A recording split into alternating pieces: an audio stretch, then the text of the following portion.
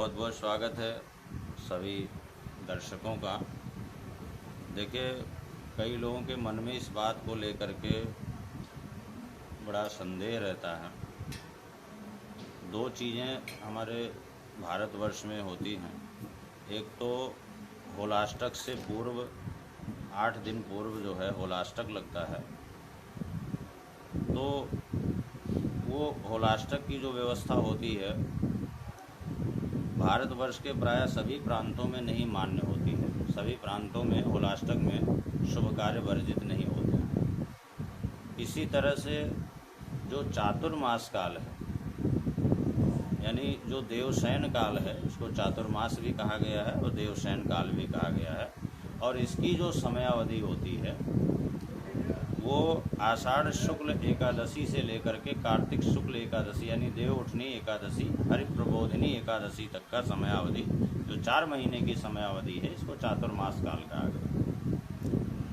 तो आज की वीडियो में हम इसी बात को लेकर के थोड़ा सा चर्चा करेंगे कि चातुर्मास काल जो है क्या है और इसमें शुभ कार्य वर्जित हैं तो कहाँ वर्जित हैं और क्यों वर्जित हैं, ये सारी चीज़ें हम विस्तार से आपको बताएंगे।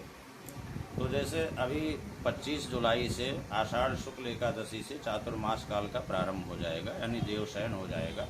और इस समयावधि में 4 महीने भगवान विष्णु जो है, वैसे तो ये कहा जाता है कि भगवान विष्णु शयन करते हैं, लेकिन कभी भगवान विष्णु शयन नहीं करते हैं, केवल योग निद्रा में जाते हैं। और एक अन्य कथा के अनुसार वो जो है राजा बलि के यहाँ जो है योग निद्रा में लीन होते हैं।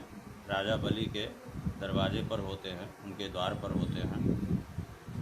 तो बलि ने तपस्या करके वरदान मांगा था कि भगवान आप मेरे यहाँ पहरेदार बनोगे, इस तरह की स्थिति कुछ रखी थी। वो कथा बहुत लंबी हो जाती है। तो आषाढ़ शुक्ल की एकादशी से और कार्तिक शुक्ल एकादशी तक की जो समयावधि होती है, दौरान विष्णु भगवान जो है योग निद्रा में लीन होते हैं। और जब भगवान विष्णु योग निद्रा में लीन होते हैं तो प्रकृति के जो पालन की जो जिम्मेदारी है जो वो भगवान शिव के पास होती है। यानी एक हिसाब से देखा जाए तो प्रकृति में सत्ता परिवर्तन होता है, भगवान शिव जो है। अब बात दूसरी जो बात है, जो खास है कि इस दौरान क्या शादी ब्याह करना चाहिए या नहीं करना चाहिए, इस बात को लेकर के लोगों में बहुत बड़े भ्रम की स्थिति होती है। तो हमारे भारतवर्ष में हर जगह, प्रत्येक जगह, प्रत्येक प्रांतों के लोग रहते हैं। तो ज्योतिष शास्त्र के अनुसार चातुर्मास काल जो है, जो 5 राज्य हैं, यानी पंजाब, हरियाणा, राजस्थान, जम्मू कश्मीर और हिमाचल प्रदेश। एक बार फिर से बता देता हूँ, पंजाब, हरियाणा, राजस्थान, जम्मू कश्मीर और हिमाचल प्रदेश। इन 5 राज्यों में चातुर्मास काल के समयावधि में विवाह, मुंडन, गृह प्रवेश आदि शुभ कार्य जो है वर्जित नहीं है, कदापि वर्जित नहीं है। यहाँ के लिए जो है छूट है।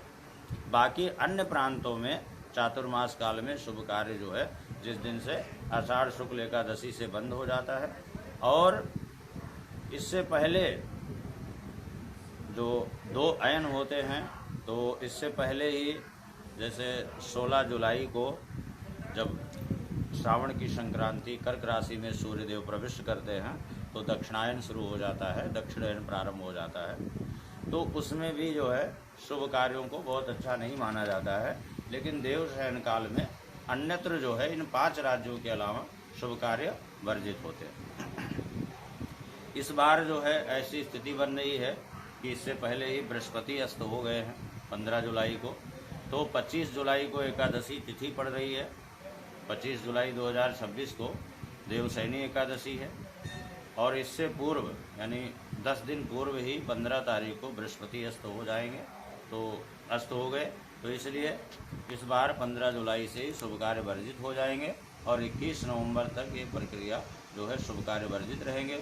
21 नवंबर को पुनः जब देवउठानी एकादशी हर प्रबोधिनी एकादशी हो जाएगी, विष्णु भगवान शैया से योग निद्रा से जागृत हो जाएंगे, उसके बाद में पुनः जो है शुभ कार्य, विवाह आदि शुभ कार्य प्रारंभ हो जाएंगे। तो इस बात को ध्यान रखें, क्योंकि कई लोगों को बहुत ही इस बात पे संदेह होता है, पूछते हैं, तो कई लोगों को यदि मालूम है तो वो बता देते हैं, उसका निष्कर्ष निकल आता है। कई लोगों को ज्ञात नहीं है तो नहीं बता पाते हैं, इसलिए हमने वीडियो के माध्यम से प्रयत्न किया है कि 5 राज्यों में ये सर्वथा वर्जित है। इसी तरह से होलाष्टक है, होलाष्टक जो है उन 5 राज्यों में वर्जित है। 5 राज्यों के अलावा बाकी जगह जो है शुभ कार्य नहीं होते हैं देवशयन काल में। और होलाष्टक का भी इसी तरह से है कि होलाष्टक में इन 5 राज्यों में शुभ कार्य विशेष रूप से वर्जित हैं, जहाँ सतलुज, बिपाशा, रावी, झेलम, चिनाब आदि नदियाँ जिन राज्यों को स्पर्श करती हैं वहाँ पे ये होलाष्टक में वर्जित होता है।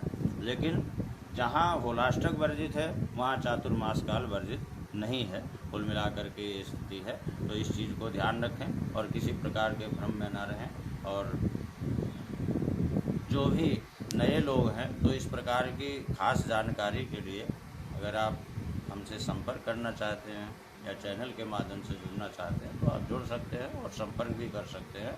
बहुत बहुत धन्यवाद।